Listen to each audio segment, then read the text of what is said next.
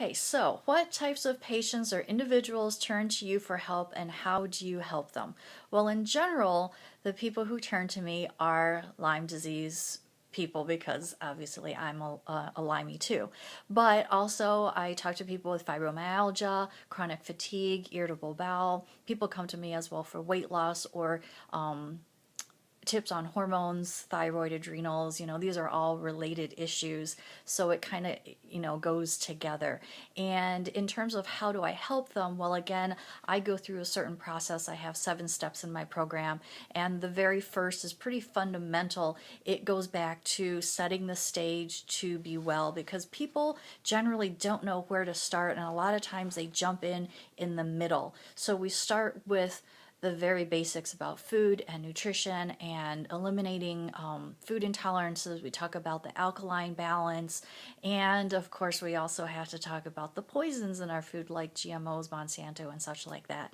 So, and then in step 2, we incorporate herbs into the wellness toolkit. We do that because people don't always know what alternatives they have to the drugs that are offered to them. And they've relied on pharma for all their lives or most of their lives, and they don't realize all the chemicals and side effects that can come with that. So I use an educational plan with this. I explain where you can use herbs, why you use them, different other things like essential oils and homeopathy, and how that can help alleviate some of the symptoms rather than using the pharma drugs. And this is all a personal choice. I never ever tell people to disregard what their physician has told them or to just cold turkey stop taking something. You need to work in conjunction with your physician to make sure that the herbs don't interact with anything and that it's appropriate for your body.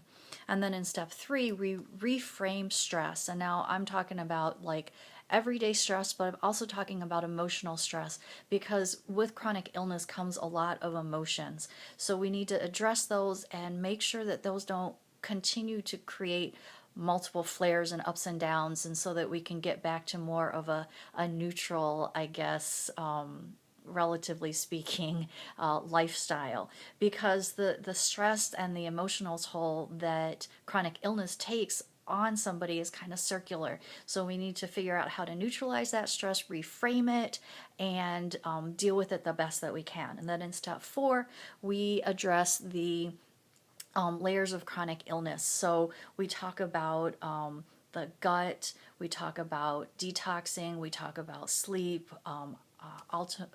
optimizing your digestion. We talk about all these things because you need to get your body working as best they can. And we also take little quizzes about whether or not you might have candida, parasites, mold problems, hormone problems, thyroid, adrenal problems, heavy metal problems, just to see where our starting point might be to try to address some of those things.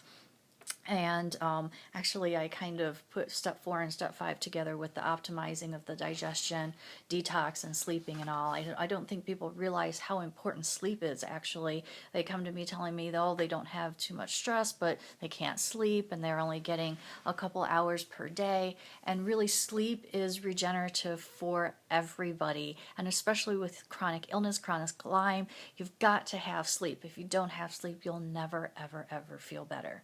So we work on that a lot. And then in step 6, I talk about some alternative modalities, things like magnets, infrared heat, red light, TENS machine, Rife machine, foot baths, lymphatic massage, regular massage even, oil pulling, using a foam roller even, and saunas, just things like that that can help your body to heal and help it to detox and just in general help you to feel better. I think people are not always aware of these other things because generally they're not FDA approved, and the doctors, some of them are not even allowed to talk about certain ones of those things. And then in step 4, we talk about daily routines, having a morning routine, having an evening routine, and how establishing that helps to keep you on your journey and helps to keep you healthy after you've started to gain some ground. Because if you can get into those routines, then it kind of is like a no-brainer. You do those things in the morning, you do these things in the evening. It relieves stress as well and helps you get healthy.